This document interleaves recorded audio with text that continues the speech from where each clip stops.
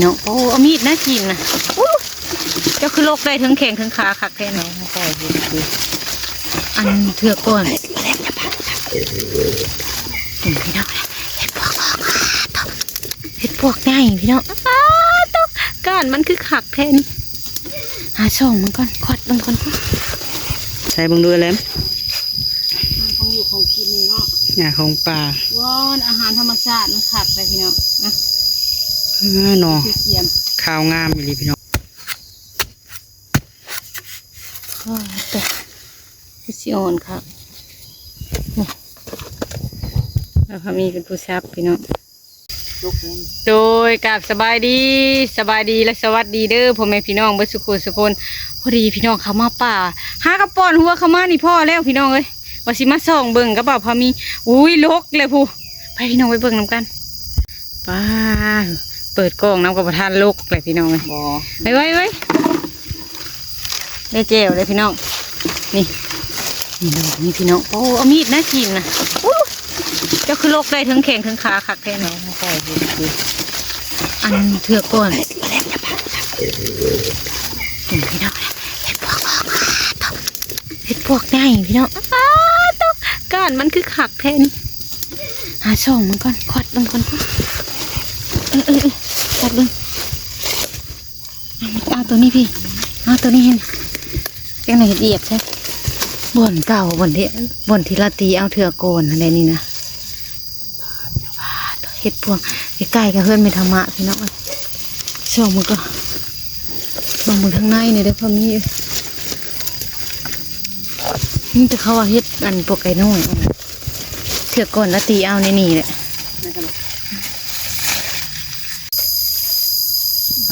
ตัวแรมเอาหน่อไม้พี่น้องบุกเสียงยังไงหาเห็ดแบบเอาหน่อไม้มาเกงแล้วที่หากระโปงงามเนาะงามเลยอยู่เทียมมันจะได้น้อย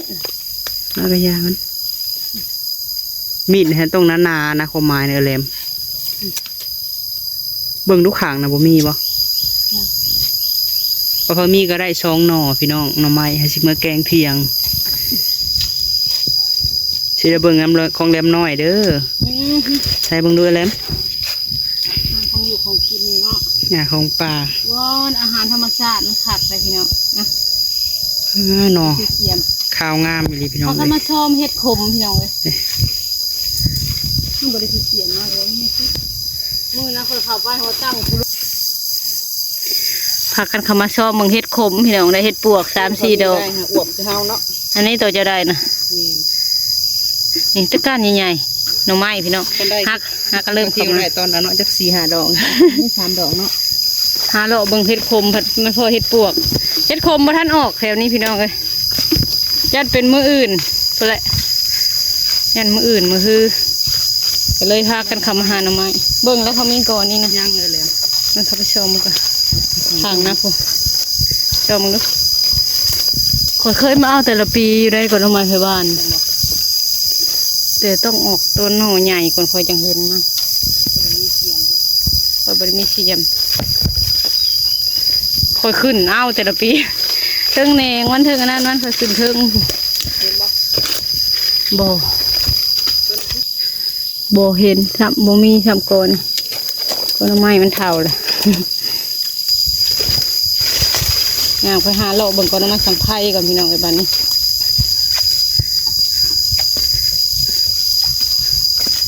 โลเบิ่งเห็ดพี่น้องเมื่อว่าไปตุ๊กกะเลาะอยู่แต่เช้านี้เราก็ได้เห็ดปวก4-5 ดอกเห็ดประทันออกแต่เขตอื่นนะสิออกแล้วไปหาเห็ดไปส่องมึงเห็ดมันบ่ได้พี่น้องกาเอาเนี้ยใหม่ส่วนกันว่าสิไปแกงหน่อไม้พี่น้องอยู่เตาถ่านคนมาเนาะมึงไง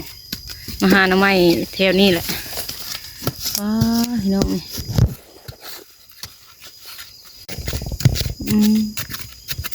หน่อขาวๆหนึ่งพี่น้อง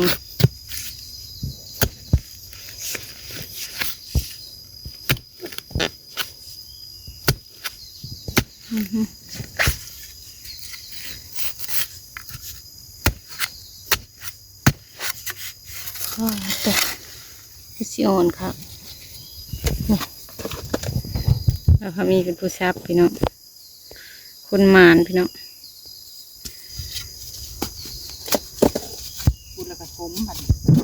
เค็มดินจะชันตามใจนี่แหละ เขาบอกนา ข้าวโพดอยู่ นะ อันนี้คนขุดหมานกับหมานขุดบ่ได้ก็บ่ได้ เอาไป ขุดบักเลิกๆเนาะถมเม่นไม่ตัวเห็นกระดุดนั่นน่ะในลำมันน่ะตัวใหญ่บ่ได้ในหนึ่งกันในหนึ่งยังไปแกงซุ่มกันหลายๆคน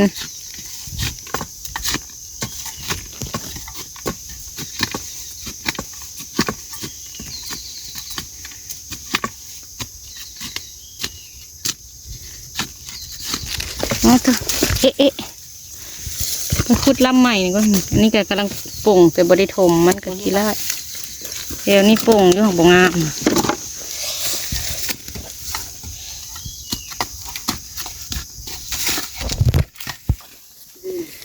ไปเบิ่งกอนี่ก่อนพี่น้องบัดนี้กอนี่บริเคยขุดจ้าเกือบอยู่ใกล้ๆกันหนึ่งหันบ่เห็นนี่นเข้าทางในพูทางนี้มันมีห้อยเขาขุดแล้วไปจ้ะตัวทางในน่ะบ่มีห้อยคนขุดเลย พูดละ กอน้ำไม้ใกล้ๆกันหักบ่เคยขุดบางอย่างเถื่อบ่เห็น จนว่ามันปุ่งใบยังเห็นให้เป็นขุดลองเบิ่งบ่เห็นแล้วมาเข้าทั้งที่แหละข้างในมันสิแหละไปหาเฮ็ดก็ได้สิหาดอกพอได้ไปแกงเส้นหน่อไม้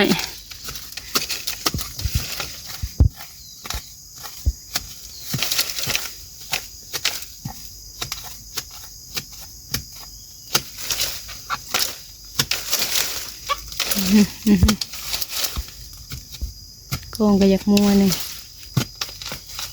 ได้อีกแล้วพี่น้องนะเด้ ตาตุ่มตุ่มตา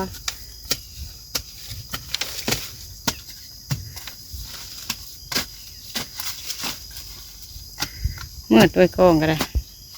กลางคืนจะ เมื่อปานกลางคืนข้างในที่จะพาคนไปพูดพูดทำไมสั่งคำพี่น้องมันไม่สั่งคำกับมันอ่อนนะพี่น้องเลยเดี๋ยวพอพูดเอาอันนี้มันอ่อน ไปยังไงนะ หืม ไปยังไงนะ ไม่สั่งคำเขาเอิ้นจะเอิ้นเอาไม้หยังก็ ไปซีซุก ไผ่ซีซุก ต้นหายอยู่ข้างในนะ บ่พูดเบิ่งดูไผ่ซีซุกก็หาอยู่แต่ป้าหอยเขาเอานี่ปูหน่อบักใหญ่หนึง มือเดีย พู ว ดเบิ่งดูลายมือแล้วทรงมือทรง ไปเราเอานี่เนาะ ต้องมโนใหญ่เถอะวะไผ่โนเอาไอ้เนาะผัดไปด่าซะอันคือไทยผัดลาตี ลาตีก็บอกกิน เอาเอง เอาเลยพ่อหัว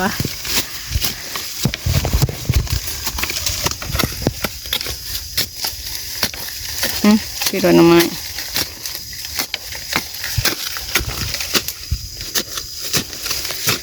เสียวเว้ยคือดินอ่อนค่ะใครทรงสิมีเสียวและยันขุดไปเลยซับ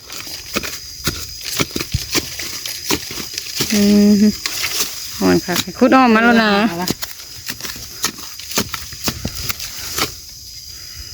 โอ้ยบทันอ้อมพี่อ้อมแบบนี้ดิถือมือมันบ่พ่อได้ครับบ่พ่อได้ทำไมกันเขาหาเลยผมบ่ขุดจนอ้อมข้างก็นี่ได้แต่อันเดียวพี่น้องเลยมื้อนี้นะบ่หลายปานใดแต่กะสิน้ำเอาจนพอแกงบ่ได้พี่น้องเก็บเหล็กผสมน้อยใส่กันอันเด้ในหลายหน่อเติบไป เฮ็ดบ่ปะ ไปหลอกเขาไปหาเฮ็ดหลอกชอดเพื่อนไม่ธรรมะเลยดิจะสั่นตามใจ มันมีก่อนน้ำไม้สังไพอยู่นะไปเบิ่งน้ำไม้สังไพแล้วกับมือเลยแล้วก็ไปเอาอยู่เฮือนน้ำเน่พี่น้องมีน้ำไม้อยู่เฮือนบ่ได้อยู่เฮือนตัวเองบ่พอแท้ๆกะเฮือนปะนาง น้ำไม้ละโป่งไว้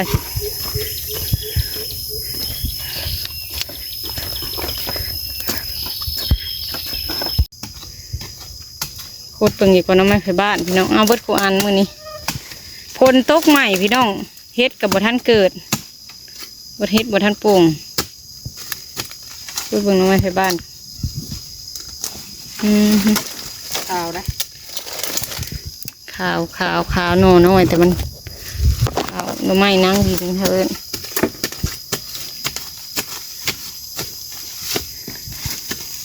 กระตุดมันนี่มึงนี่แต่มันหักโป่งอยู่เทิงเพียงเดียว ใส่ อันนี้พูดเบิ่งทางหลุมมันลังจะมี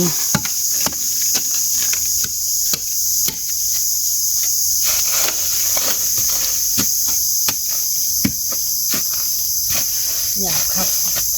หากมันหลายเราไปเรื่อยๆพี่น้องก็น้ำไม้โกได้ก็ขุดเบิ่งก็แกงแล้วก็ยา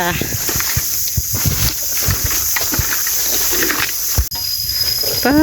ตมาขุดเบิ่งดูฮะจนยาวขึ้นถึงผ้าอะไรพวกนี้นี่ ค่อยเคยเอาไปแกงนะยาวแบบนี้กันนี่ อ่อนได้ดิยิบ เลยโอ้ยปักยาวๆนึงขุดเบิ่งดูสิ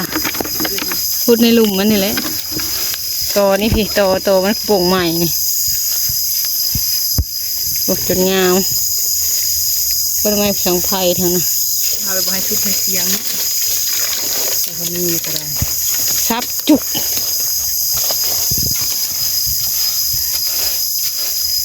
น้ำไม้ในกอกระโปงอยู่ได้พี่น้องหักอยากมาหามันม่วน อ่อนอะไรเนาะอันนี้ มันม่วนได้มาหา อ่อนแฮะ ม่วนอะไรมาหัก รุ่นอยู่ โคนขึ้นเข้าไปทางในคือปวกเนาะยันมันบุโป้งโตกันออกมามันยังอ่อนมันยังจะชับกิน โอ้มี คนบ่สุขุดมันก็บ่ได้โป่งไหนน้ำไม้ก็ได้ตัวใดคน อันนี้ ตัวใดคนขุดลายกระโป่งเลยเทะ อ่อนอยู่เอาไปเห็ดกินรสอันนี้แกเฮาแก เห็ดติลดอาซับนี่อามีดนี่ซัดดู แกที่เจ้ากินด้วยความเหลม แกงโลด นี่นะ แกงกินหลายๆคนแซ่บ นี่ตักมาใส่ตู้ค่อยไว้กินเรือกันเลย กินแรงอีกก็ได้ ฮะ กินแรงอีกยังได้ขันเกงมือนั่นเกงกับหมูนั่น แซ่บกระโดด มีผักกินกับโอ้ยไปพอแกงเลยพี่น้องเลยมาอยู่เพื่อนนี่บ้องมันหน่อไม้ไหลกะบ่ได้เข้าไปหาจะเกลือท่านได้ไป จะขั้นเกลือ ปีนาขั้นเกลือละนุ่มอ่อนค่ะคืออย่างหน่อไม้นี่นะนี่ก่อนถึงพายก่อนนะโบเบิงบ่นี่ มันอ่อนประมาณ นี่มันโป่งใหม่อ่อน อ่อนบ่เนี่ยอ่อนบ่เนี่ย อ่อนกับว้าวแกงเป็ดบ้องมันนะแซ่บเลยกะลาอยู่พี่น้องบ่ได้ไปหาทางก่อทางพูนข้างสวนมันตูบข้าวเป็นธรรมะเบื้องนะพูเดี๋ยวสิพากันออกเมื่อเลยได้ลายเติบเลยถึงเห็ดนี่ ก็ ไป ทำไทย ไปบอกกระสังไทย กล่องเจ้ามันบ่ทันอันดอกเนาะอันจานเฮานี่บึ้มเลย การคือกันอะไร บ่ทันดอก ต้นไม้ห่างต้นไม้กลางอย่างไว้เบิ่งเนึก ก็จะไปเถอะเลยมัน มีเพื่อนกับเที่ยวมาเที่ยวหายเพราะว่าเป็นไปเรียกขับแรงพ้นกันเฮ็ดออกทิศนี้ข่อยก็ได้มาหาหมูไปหาหมูอยู่ดอกขับเศร้านะเพื่อนมันก็บอกมันขึ้นโคนแล้วเนาะต้นไม้ขึ้นโคนแล้ว ไปไหนบ้าน ออกเลยทางออกก็หอดเลยดิ นี่บ่ ออกมาแล้วพี่น้องเลยลูกเห็นเตะหลังคาขึ้นมาทำมาออกมานำทางออกมาเนี่ยแหละพ่อแล้วพี่น้องไม่แต่มาหาอยู่เพื่อนตื่มเพราะว่ามาหาช่องเมืองเฮ็ดพี่น้องช่องเมืองเฮ็ดคมพลหักเมื่อคืนนี้ฝนตกแห้งพี่น้องเลยใกล้สิแจ้งฝนตกกลับบ้านนี่ฝนตกก็เลยว่าเฮ็ดมันสิเริ่มออก เริ่มเห็นตะไคร่บ้านคันเฮ็ดคมก็ได้ ยันมืออื่นมือฮือไปนี่เลยพี่น้องเลยเก็บเห็ดคมแล้วเข้ามากเลยเอาหน่อไม้เลยไปแกงกินอากาศครึมๆแกงหน่อไม้แซ่บอยู่ที่คนที่ไปแกงอยู่เตาถ่านไปเลยก็สิมาเอาอยู่เพื่อนใส่เล็มน้อยเนี่ยกินกันหลายคนเห็นมาพอกินเดี๋ยวบอกพอมีสิขอซื้อน้ำปลานางว่าน้ำปลานางว่าแต่วาดนี่ไปเลยแต่กับจักเราออกมืออะไรบ่จักแต่เราก็ว่าบ่ได้เอาเงินหรอกค่ะพอมีบอกพอมีก็สิเอาให้เราจาก10-20,000บ่ได้ไว้ซื้ออยู่เนี่ยกินละเพราะว่าเราก็ขายคือกันขายเถื่อละ30-40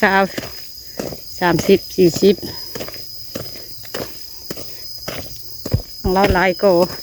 แต่เล็มน้อยก็โกใหญ่เนี่ยก็มีแต่กิมซุ้งโกหนึ่งโกที่สองหั่นกะรังใหญ่ไม่เลี้ยงน้องกับโกที่ได้กินแล้วก็มีสองโกที่สามก็กำลังป่งล้ำขึ้นออกมาข้างนอกแล้วผู้บ่าวพมีพญามาพูดเลยแต่เล็มน้อยก็สิขอจบคลิปก็เด้อพี่น้องเบิ่งให้เบิ่งก่อนในคู่กันหน่อไม้พี่น้องเลยกับเห็ดปวกบ้องหน่อไม้เนี่ยแล้วก็เห็ดปวกเนี่ยเห็ดปวกเขามีแต่ดอกใหญ่ๆพี่น้องเห็ดปวกก็ได้เอาไปแกงเส้นหน่อไม้เลยแต่มือซับมาอยู่เพื่อนนี่บ่ได้นะหนึ่งก็เอาหนึ่งนะพี่น้องให้มันได้พอกินเป็นไรคลิปนี้ก็สิขอจบคลิปก็เด้อพี่น้องขอบคุณขอบคุณละลายที่ให้กำลังใจสำหรับคลิปนี้สเลมน้อยก็สิขอลาพี่น้องไปก่อนเลยเด้อพี่น้องเด้อสำหรับคลิปนี้ขอกล่าวคำว่าสบายดีเด้อ